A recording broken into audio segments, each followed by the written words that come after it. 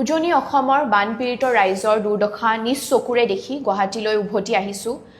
বানাকান্তৰ চকুত দেখা দুখ আৰু বেদনাই বুকুখন গধুৰ কৰি তুলিছে। কিন্তু গুৱাহাটীত ভৰি থোৱাৰ লগে লগেই মনত বহুত প্ৰশ্ন উদয় হৈছে যে ইমান ভয়ংকৰ বানপানী অহাৰ আগত ৰাজ্য চৰকাৰৰ হাতত সঁচাকৈ একো তথ্য নাছিল নেকি? তথ্য আছিল, কিন্তু চৰকাৰ শুই আছিল।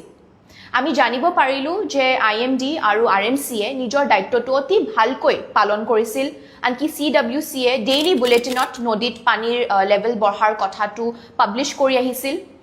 IMD আৰু RMCয়ে বানপানীৰ কেইঘণ্টামান আগত নহয় বা একেবাৰে শেষ মুহূৰ্ত নহয়, বৰঞ্চ বানপানী অহা আগত 72 আৱাৰ্ছ, 48 আৱাৰ্ছ আৰু 24 ঘণ্টাৰ আগতেই শিৱসাগৰ, যোৰহাট আৰু গোলাঘাটৰ বাবে অৰেঞ্জ এলাৰ্ট আৰু চৰাইদেউৰ বাবে য়েল্লো এলাৰ্ট জাৰি কৰিছিল। প্ৰস্তুতি চলাবলৈ চৰকাৰৰ হাতত সম্পূৰ্ণ 3টা দিনৰ সময় আছিলে, কিন্তু আশ্চৰ্যজনকভাৱে শিৱসাগৰ জিলা প্ৰশাসনে এই এলাৰ্ট ৰিচিভ কৰাৰ কথাটোৱেই ডিনাই কৰিছে।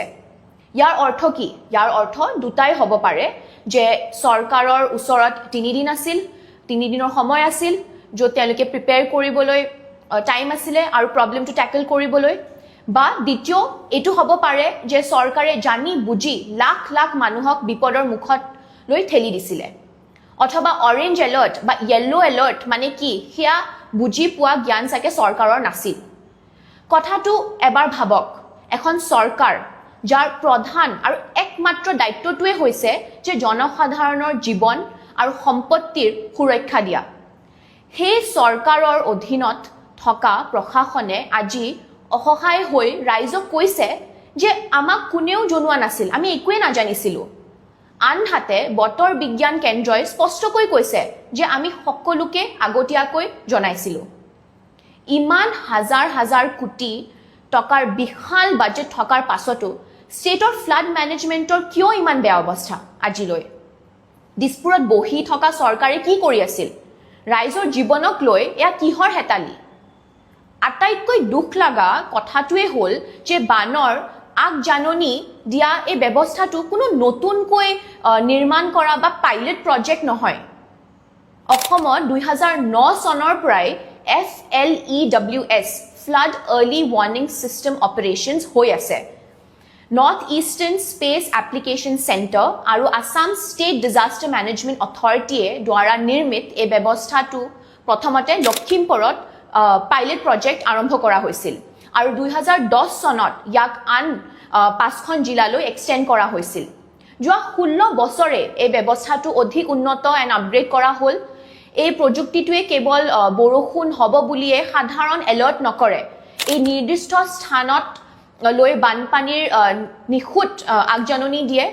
এইটো এটা ডিচিজন ছাপৰ্ট ছিষ্টেম বুলি কোৱা হয়, য'ত ডিষ্ট্ৰিক্ট এডমিনিষ্ট্ৰেশ্যনে ঠিক কোনখিনি ঠাইত পানী সোমাব সেয়া জানিবলৈ এইটো বস্তুক নিৰ্মাণ কৰা হৈছিলে, গোটেই ছিষ্টেমটোক নিৰ্মাণ কৰা হৈছিলে।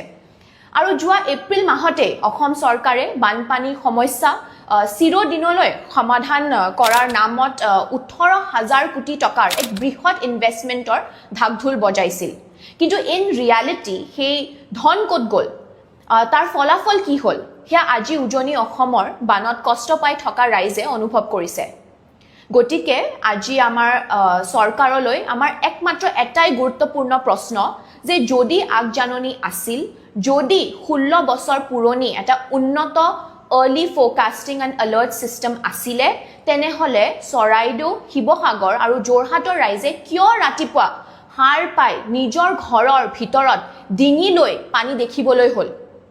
তেওঁলোকে কিয় সুৰক্ষিত স্থানলৈ যোৱাৰ সামান্য সময়ো নাপালে?